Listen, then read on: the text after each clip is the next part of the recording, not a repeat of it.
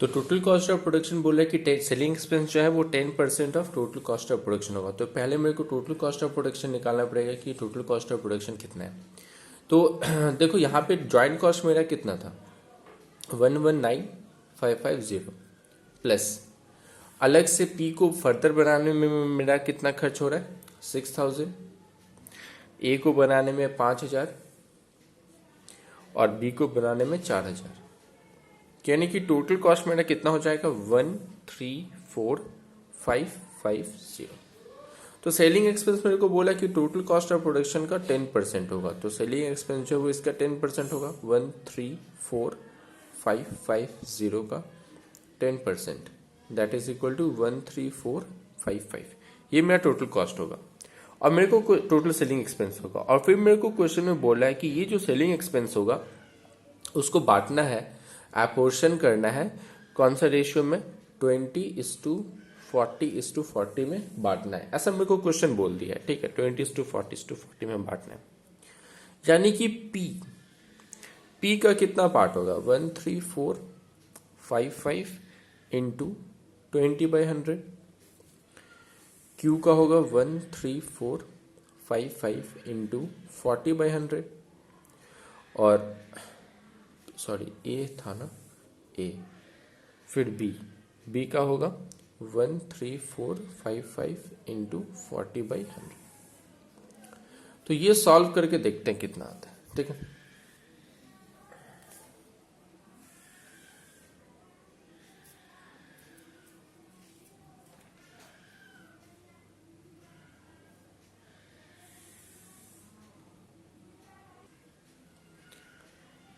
P का आ रहा है 2691, इसका आ रहा है 5382 और लास्ट का आया था 5378। तो ये मेरे को सबका सेलिंग एक्सपेंसेस का पता चल गया कि सेलिंग एक्सपेंस जो है वो इतना इतना होगा। ठीक है उसके बाद मेरे को निकालना है मेनली एनआरवी इन दोनों बाई प्रोडक्ट का। दोनों बाई प्रोडक्ट, यहाँ पे दो बाई प्रोडक्ट है तो दो बाई प्रोडक्ट का एनआरवी निकालना है। तो सबसे पहले हम बाई प्रोडक्ट ए बनाते हैं, बाई प्रोडक्ट ए अकाउंट। तो सबसे पहले हम लिखे by sales.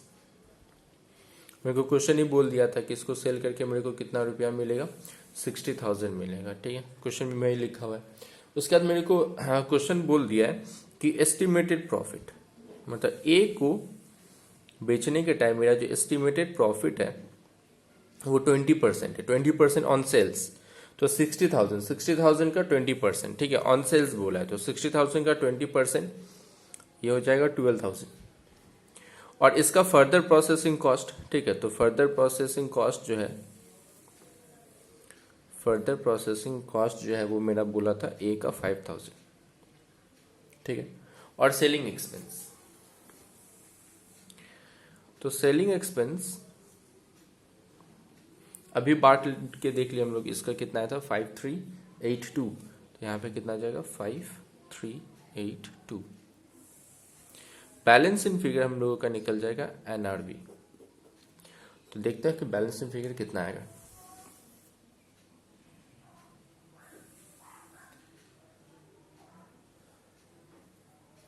Three seven six one eight 37618। ठीक है तो ये बाई प्रोडक्ट ए का अकाउंट बना लिया हम लोग।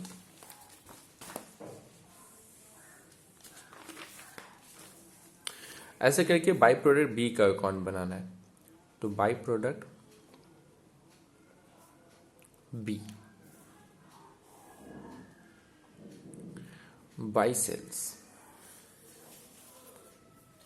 देखो बी को हम लोग कितना में सेल्स कर पा रहे हैं, बी को हम लोग जो है वो 40,000 में सेल्स कर पा रहे हैं। ठीक है अब इसका मेरे को चाहिए एस्टिमेटेड प्रॉफिट। तो इसका एस्टिमेटेड प्रॉफिट बोला है मेरा क्वेश्चन में 15%। ठीक है एस्टिमेटेड प्रॉफिट बोला है 15%, तो 15% 40,000 का 15% कितना हो जाएगा 6,000, ये हो गया। उसके बाद further processing cost. Further processing cost जो है, तो मेरा फर्दर प्रोसेसिंग कॉस्ट इसका कितना होगा, फर्दर प्रोसेसिंग कॉस्ट 4000, ठीक है। और सेलिंग एक्सपेंसेस का हम लोग कितना निकाले थे, सेलिंग एक्सपेंस बांटते थे ना, अपोर्शन किए थे। सेलिंग एक्सपेंस हम लोगों का आया था पी का 5378, तो इसका आ जाएगा 5378। इसको प्लस माइनस करके अपने को निकालना है यहाँ पे कि एनआरवी कितना होगा, नेट रियलाइजेबल वैल्यू कितना हो जाएगा, ठीक। तो नेट रियलाइजेबल इसका वैल्यू कितना हो रहा है, 24618, 24618, ठीक है, 246, ठीक है, ये 24622 होगा, ठीक है, कैलकुलेशन में 24622 है। तो ये तुम्हारा बाय प्रोडक्ट बी हो गया, ठीक है। अभी मेरे को जो मेन इस क्वेश्चन में करना है, मेरे को ये पता करना है कि जॉइंट कॉस्ट मेन प्रोडक्ट का कितना होगा, ठीक है। मेन प्रोडक्ट में जॉइंट कॉस्ट का पार्ट कितना जाएगा। तो टोटल जॉइंट कॉस्ट कितना आ रहा है, टोटल जॉइंट कॉस्ट हम लोगों का कितना था, 119550। इसमें से माइनस करके हम लोग नेट रियलाइजेबल वैल्यू, क्योंकि नॉर्मल लॉस तो है नहीं, नॉर्मल लॉस रहता है तो वो भी माइनस होता, तो net realisable value of A and B. तो ए का नेट रियलाइजेबल वैल्यू हम लोगों का कितना है, 37618 प्लस 24622।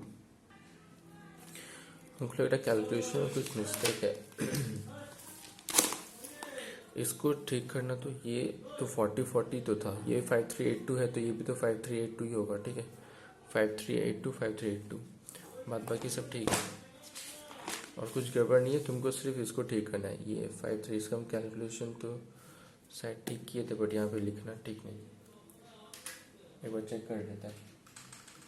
40,000 माइनस 6,000 माइनस 4,000 माइनस 5382, 24618 है, 24618, ठीक है। तो ये भी 18 होगा, 24618, ये ठीक है। ऐड करके देखो कितना आता है, 37618,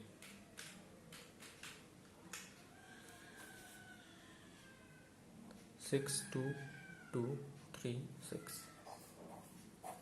तो ये जॉइंट प्रोडक्ट था, जॉइंट प्रोडक्ट्स में से net realisable value from by product जो है वो माइनस होता है, तो जॉइंट प्रोडक्ट से इसको माइनस कर दो, ठीक है। 19550 माइनस 62236, 57314, यानी कि जो मेन प्रोडक्ट होगा उसका joint cost apportion to main product, joint cost apportion to main product हो जाएगा 57314, ठीक है। तो ये तुम्हारा पहला प्रोसेस हो गया, ठीक है। अगर तुमको मान लो प्रोसेस 1 बनाने भी बोलता, अगर प्रोसेस 1 ऐसे इस क्वेश्चन में बोला नहीं है, बट अगर बोलता तो हम लोग क्या करते यहाँ पे 2 ज्वाइंट कॉस्ट, जितना भी ज्वाइंट कॉस्ट था, मतलब 119550, और नेट रियलाइजेबल नॉर्मल लॉस तो है नहीं, तो एनआरवी दोनों प्रोडक्ट का, ए और बी का, दोनों का एनआरवी तुम यहाँ पे लिखता, ठीक है, 37618 एंड 24618। तो ये लिखने के बाद तुम्हारा बैलेंस इन फिगर जो है वो मेन प्रोडक्ट का वैल्यू निकल जाएगा, मेन प्रोडक्ट। तो मेन प्रोडक्ट का वैल्यू अपना कितना निकलता, 57314। अगर प्रोसेस अकाउंट बनाने बोलता तो देखो ऐसे करके बन जाता, ठीक है। तो ये जो है वो तुम्हारा अकाउंट हो गया, ठीक है। ये इसके बाद इसका सेकेंड पार्ट है। सेकेंड पार्ट में देखो कि सेकेंड पार्ट का क्वेश्चंस में जो है सेकेंड पार्ट क्या बोलता है। सेकेंड पार्ट बोल रहा है कि जो प्रोसेस को ए को, ठीक है ना, प्रोसेस ए को जो हम लोग फर्दर प्रोसेस कर रहा है, ठीक है, ये जो डायग्राम हम बनाए थे, तो प्रोसेस ए प्रोसेस ए को हम लोग फर्दर प्रोसेस कर रहे थे और फर्दर प्रोसेस करने में हम लोग को जो फर्दर कुछ खर्च लगा था, ठीक है, खर्च कितना लगा था 5000, 5000 नहीं 6000 रुपये जो है इसका टोटल खर्चा हुआ था, 6000 या 5000 शायद हुआ था, ठीक है, हाँ 5000 जो है इसको फर्दर प्रोसेस करने में मेरा खर्च हो रहा है। बोल रहा है कि अगर हम लोग फर्दर प्रोसेस ना करें, देखो फर्दर प्रोसेस करने के बाद हम लोग इसको कितना में बेच पा रहे हैं 60,000 में, 60,000 रुपये में बेच पा रहे हैं। लेकिन क्वेश्चन बोल रहा है कि अगर हम लोग फर्दर प्रोसेस ना करें, ठीक है, और सेपरेशन पॉइंट मतलब यहीं पे सेपरेशन पॉइंट में ही उसको अगर सेल कर दें, यहाँ पे अगर सेल करें ए को, तो यहाँ पे अगर ए को हम लोग सेल करते हैं तो हम लोगों को इसको सेल करके मिल रहा है 58,500 और फर्दर प्रोसेस करने के बाद हम लोगों को मिल रहा है 60,000। तो मेरा क्वेश्चन बोल रहा है कि क्या हमको फर्दर प्रोसेस करना चाहिए या नहीं करना चाहिए, या फिर यहाँ बेच देना चाहिए या फिर फर्दर प्रोसेस करना चाहिए, ठीक है, ये मेरा क्वेश्चन मेरे को पूछ रहा है।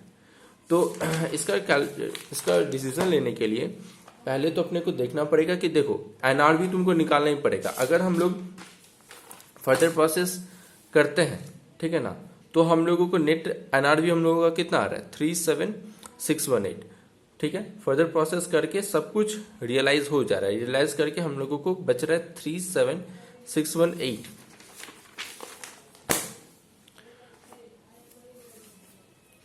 इसका डिसीजन लेने के लिए नंबर 2, कितना सेल कर पा रहे हैं हम लोग, कितना रुपया हम लोगों को मिल रहा है सेल ऑफ बाई प्रोडक्ट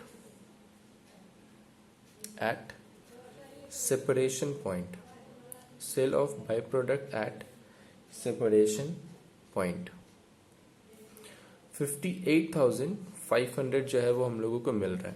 अगर हम लोग बाई प्रोडक्ट को सेल कर रहे हैं तो हम लोगों को 58,500 मिल जाएगा, ठीक है।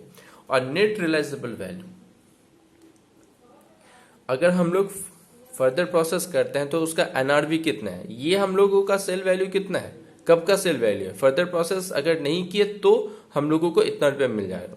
और अगर हम लोग फर्दर प्रोसेस कर रहे हैं तो उसका एनआरवी कितना है, NRV of by product if further processed